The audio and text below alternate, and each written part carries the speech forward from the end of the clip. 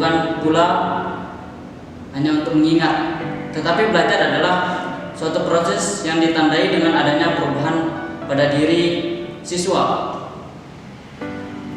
Perubahan sebagai hasil proses belajar dapat ditunjukkan dalam berbagai bentuk, seperti perubahan pengetahuan, sikap, tingkah laku, kecakapan, kemampuan, daya reaksi, dan daya penerimanya. Jadi belajar adalah suatu proses yang aktif, proses yang bereaksi terhadap semua situasi pada siswa. Nah, belajar ini adalah suatu proses yang diarahkan pada suatu tujuan. Proses berbuat melalui situasi yang ada pada peserta didik. Istilah belajar dan pembelajaran merupakan suatu istilah yang memiliki keterkaitan yang sangat erat dan tidak dapat dipisahkan satu sama lain. Belajar ini bisa diartikan sebagai suatu proses perubahan tingkah laku sebagai hasil interaksi individu dengan lingkungan dalam memenuhi kebutuhan hidupnya. Belajar dan pembelajaran ini berhubungan sangat erat karena pembelajaran merupakan suatu proses yang digunakan dalam belajar, sedangkan belajar dan pembelajaran juga terjadi secara bersama-sama dan beriringan. Nah, ini merupakan suatu aktivitas yang sengaja dilakukan untuk memodifikasi berbagai kondisi yang diarahkan untuk tercapainya suatu tujuan, yaitu tujuan pendidikan. Untuk membantu terselenggaranya suatu proses pembelajaran di kelas yang baik, tentunya dibutuhkan teori belajar. Nah, penggunaan teori belajar ini yang salah akan mengakibatkan terjadinya hambatan dalam proses pembelajaran. Penerapan teori belajar di kelas membutuhkan pemahaman yang mendalam terhadap teori tersebut dan rasa senang untuk menggunakan dan mengembangkan secara tepat oleh guru. Apa sih sebenarnya teori humanistik ini? Kita perlu mengetahui dulu apa itu teori. Teori itu adalah suatu pendapat yang didasarkan pada penelitian dan penemuan yang didukung oleh data dan argumentasi. Secara garis besar, teori humanistik ini adalah sebuah teori belajar yang mengutamakan pada proses belajar, bukan pada hasil belajar.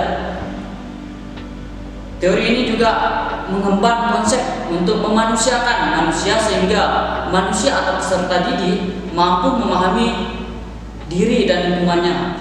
Pada dasarnya, kata humanistik merupakan suatu istilah yang mempunyai banyak makna sesuai dengan konteksnya. Misalnya, humanistik dalam wacana keagamaan berarti tidak percaya adanya unsur supranatural atau nilai transendental serta keyakinan manusia tentang kemajuan ilmu dan penalaran. Di sisi lain, humanistik berarti minat terhadap nilai-nilai kemanusiaan yang bersifat ketuhanan. Sedangkan humanistik dalam tatanan akademik tertuju pada pengetahuan budaya manusia seperti studi-studi kelas mengenai kebudayaan Yunani dan Roma. Humanistik dalam aliran psikologi yang muncul pada tahun 1950-an, adapun humanistik memandang manusia sebagai manusia. Artinya, manusia adalah makhluk hidup ciptaan Tuhan dengan fitrah-fitrah tertentu. Ciri khas humanistik adalah berusaha untuk mengamati perilaku seseorang dari sudut si pelaku dan bukan si pengamat. Tujuan dasar pendidikan humanistik ini adalah untuk mendorong siswa menjadi mandiri dan independen, mengambil tanggung jawab untuk pembelajaran mereka, menjadi kreatif dan tertarik dengan seni dan menjadi ingin tahu tentang dunia sekitar mereka. Sejalan dengan itu, prinsip-prinsip pendidikan humanistik juga disajikan sebagai berikut. Yang pertama yaitu siswa harus dapat memilih apa yang mereka ingin pelajari. Guru humanistik percaya siswa akan termotivasi untuk mengkaji materi bahan ajar jika terkait dengan kebutuhan dan keinginannya. Kemudian selanjutnya yaitu tujuan pendidikan harus mendorong keinginan siswa untuk belajar dan mengajar mereka tentang cara belajar. Siswa harus memotivasi dan merangsang diri pribadi untuk belajar sendiri. Yang ketiga yaitu humanistik percaya bahwa nilai tidak relevan dan hanya evaluasi diri yang bermakna. Pemeringkatan mendorong siswa belajar untuk mencapai tingkat tertentu, bukan untuk kepuasan pribadi. Selain itu, pendidik humanistik menentang tes objektif karena mereka menguji kemampuan siswa untuk menghafal dan tidak memberi umpan balik pendidikan yang cukup pada guru dan siswa. Dan yang keempat yaitu pendidik humanistik percaya bahwa pendidik humanistik percaya dan perasaan maupun pengetahuan sangat penting dalam proses belajar dan tidak memisahkan domain kognitif dan afektif. Yang terakhir yaitu pendidik humanistik menekankan perlunya siswa terhindar dari tekanan lingkungan sehingga mereka merasa aman untuk belajar. Setelah siswa merasa aman, belajar mereka akan menjadi lebih mudah dan bermakna. Jadi, teori belajar humanistik ini adalah belajar yang dianggap berhasil jika si pelajar memahami lingkungannya dan dirinya sendiri. Siswa dalam proses belajarnya harus berusaha agar lambat laun ia mampu mencapai aktualisasi diri dengan sebaik-baiknya.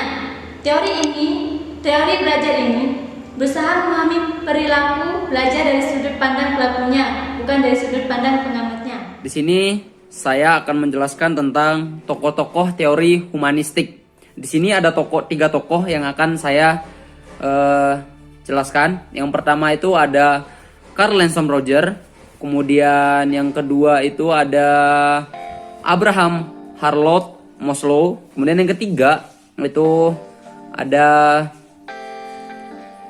Arthur W. Combos. Nah, dari tiga tokoh ini saya akan memberikan penjelasan teori-teori yang beliau sampaikan atau yang mereka sampaikan.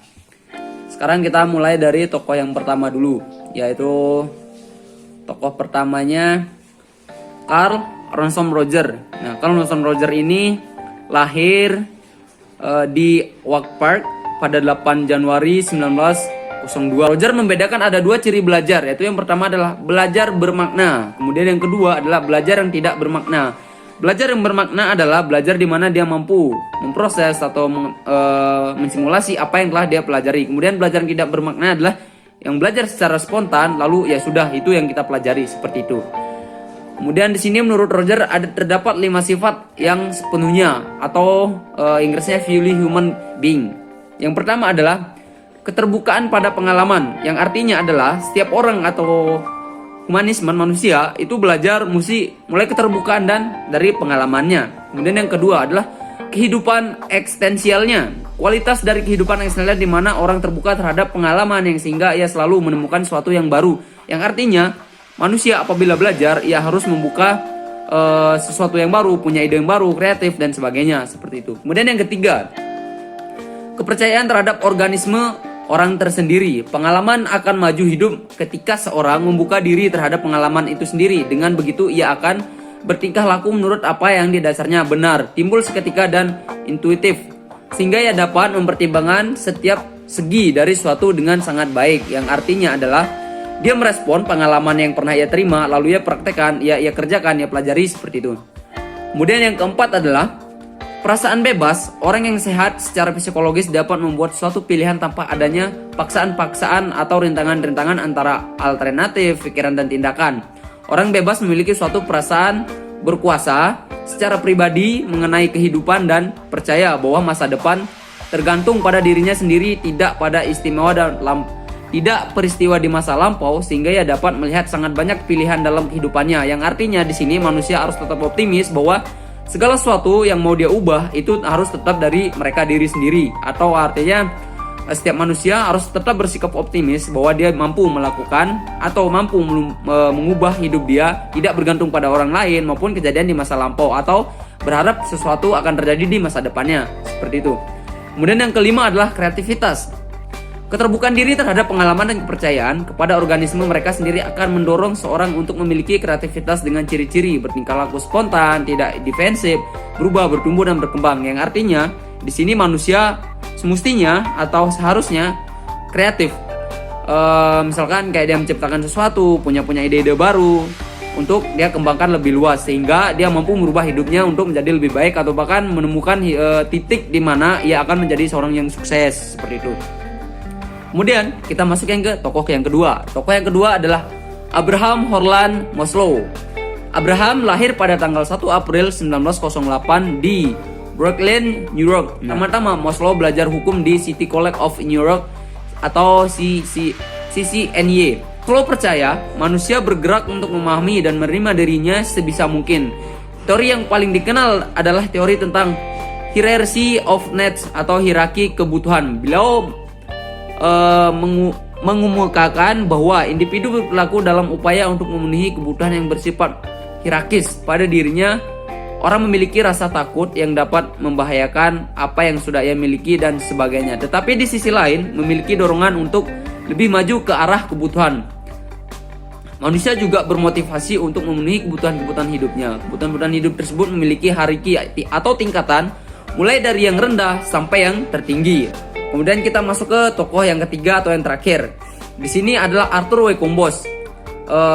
Adalah seorang pendidik psikolog yang mulai berkarir di akademis profesor ilmu biologi dan psikologi sekolah di sekolah umum di Alliance, Ohio 1935 sampai 1941. Combs berpendapat bahwa guru membuat kesalahan berasumsi bahwa siswa mau belajar apabila materi pelajaran disusun atau yang disajikan sebagai mestinya, padahal artinya tidaklah menyatu pada suatu materi pelajaran itu. Sehingga yang penting ialah bagaimana membawa siswa untuk memperoleh arti bagi pribadinya dari materi pelajaran tersebut dan menghubungkan dengan kehidupan. Combs memberikan lukisan persepsi diri di dunia seorang seperti lingkungan besar. Nah, yang di sini dalam artian seorang guru harus mampu memahami siswa atau peserta didik supaya siswa atau peserta didik itu mampu mengembangkan bakat dan minat mereka tanpa paksaan dari guru atau harus memahami materi-materi yang dikuasai oleh guru. Seperti itu. Saya akan menjelaskan tentang implementasi teori humanistik dalam pembelajaran.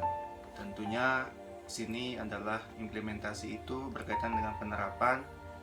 Yang dimaksud dengan penerapan di sini adalah bagaimana seorang guru menerapkan suatu metode di dalam pembelajaran itu sendiri. Jadi penerapan teori humanistik lebih menunjuk pada ruh atau spirit dalam proses pembelajaran yang mewarnai metode-metode yang diterapkan. Peran guru dalam pembelajaran humanistik ini adalah menjadi fasilitator. Jadi jelas sekali dikatakan bahwa peran guru di sini merupakan peran yang sangat spesifik ya, karena merupakan sebagai fasilitator. Nah, adapun yang berkaitan dengan implementasi ya, di sini ada beberapa poin. Yang pertama adalah Student Centered Learning, yaitu SCL. Tentunya teman-teman sendiri sudah mengetahui ya, pasti sudah pernah mendengar apa itu SCL atau Student Centered Learning. Jadi dari dalam proses pembelajaran yang berpusat pada siswa, yang diharapkan dapat mendorong siswa untuk terlibat secara aktif dalam membangun pengetahuan, sikap dan perilaku. Jadi jelas sekali di dalam SCL ini ya, siswa diharapkan mampu memiliki pengetahuan, baik itu pengetahuan dari sikap, dari pengetahuan perilaku, yang sehingga nanti pada saat proses pembelajaran siswa ini mampu menerapkannya di dalam pembelajaran itu sendiri. Itu adalah Student Centered Learning. Jadi teman-teman sendiri tidak terlepas dari itu pernah juga menerapkan yang namanya Student Centered Learning ya. Nah, yang selanjutnya adalah yang kedua, Humanizing of the Classroom.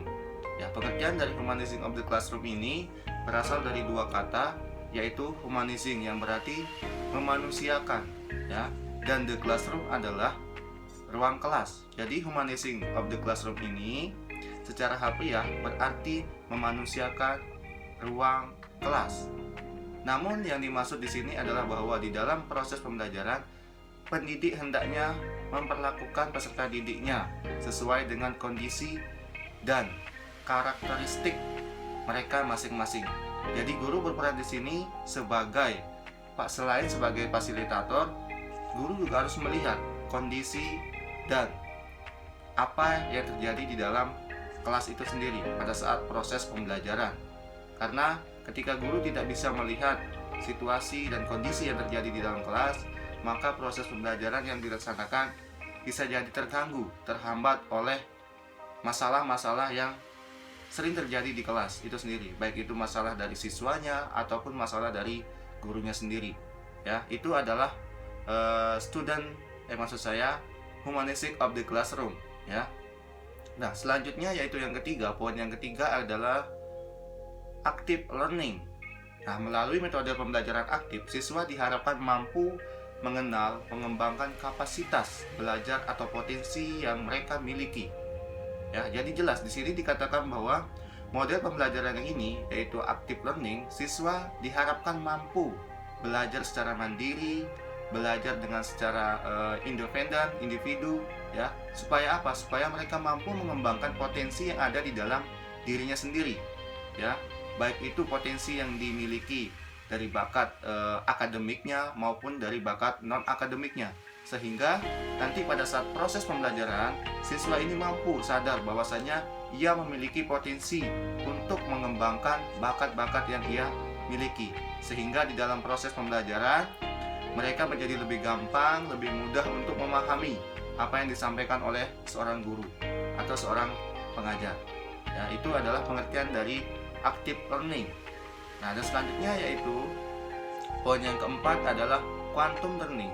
Nah, pembelajaran kuantum merupakan terjemahan dari bahasa asing yaitu quantum learning. Jadi, quantum learning ini adalah kiat, petunjuk, strategi, dan seluruh proses belajar yang dapat mempertajam pemahaman dan daya ingat. Jadi, quantum learning ini, ya, siswa diharapkan untuk lebih paham, ya, lebih mampu untuk mengingat suatu pembelajaran yang disampaikan oleh gurunya, sehingga pada saat nanti di dalam pembelajaran itu sendiri siswa ini memiliki kemampuan untuk mengingat, kemampuan daya ingatnya, kemampuan daya serapnya terhadap pembelajaran, terhadap materi yang disampaikan oleh gurunya. Jadi quantum learning merupakan proses pembelajaran yang mengutamakan daya ingat dari siswanya sendiri, ya. Nah, untuk poin yang terakhir yaitu tentang the actuality learning. Jadi actuality learning ini adalah sebagai cara untuk menciptakan aktivitas belajar menjadi sebuah proses yang menyenangkan. Ya, banyak sekali metode-metode pembelajaran yang siswa sendiri kadang tidak menyukainya, tidak menyenanginya, ya. Nah, di sini di dalam accelerated learning ini, ya, itu sebagai cara untuk menciptakan pembelajaran yang efektif, yang efisien, yang sehingga nanti dapat menyenangkan proses pembelajaran yang dihadapi oleh siswa itu sendiri, ya.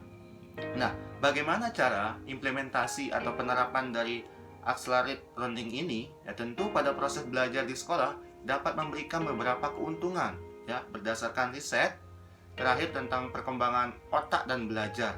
Jadi setelah ada riset, ya, sudah ditentukan atau sudah dikembangkan bahwasanya di dalam metode ini, ya, tentu yang diharapkan adalah perkembangan otak dari siswa itu sendiri dalam proses belajar. Nah, saat ini juga, ya, accelerated learning ini digunakan dengan memanfaatkan metode dan media yang bervariasi dan bersifat terbuka dan fleksibel.